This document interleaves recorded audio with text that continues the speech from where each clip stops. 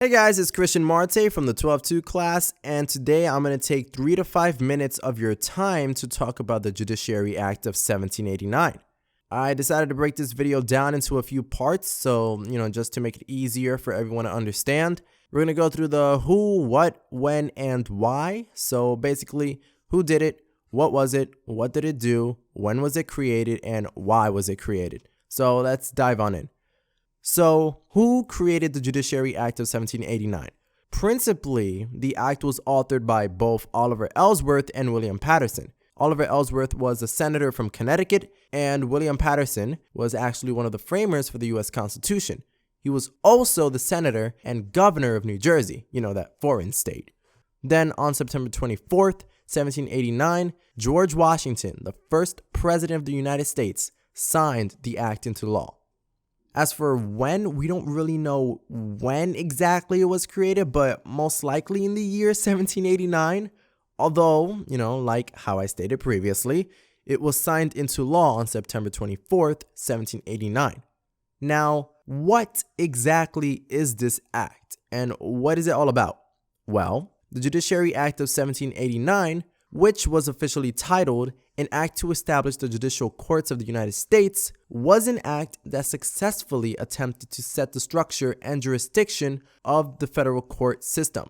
Now, I say successfully, meaning successfully at the time, because it was revised later on in 1801.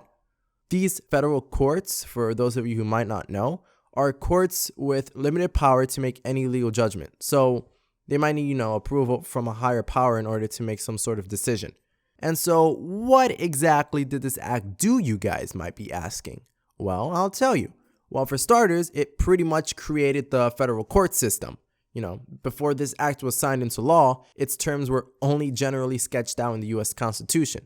So this act helped elaborate more on the idea of the federal court system.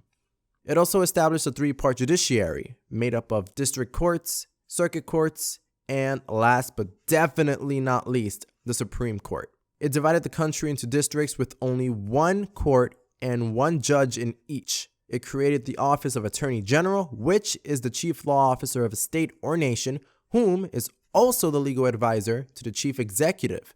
The act also established that the Supreme Court will consist of 1 chief justice and 5 associate justices, and that all the decisions coming out of the Supreme Court would be final. And they gave the Supreme Court power to settle its disputes between states, and which also provided for mandatory review of the Supreme Court's final judgments. Now, finally, why? Ask yourself, why? Well, it's a simple answer. The reason this act was created was because the authority to create the federal courts was all left to Congress. And so, they had to come up with, how the federal courts were supposed to function. Essentially, the Judiciary Act of 1789 was made for the sole purpose to set up how everything was supposed to play out and work within the federal courts. And although revisions were made in the later years, many, if not all, of our courts today and its ways of functioning in today's society is all thanks to the upbringing of this specific act, the Judiciary Act of 1789. Thanks for watching.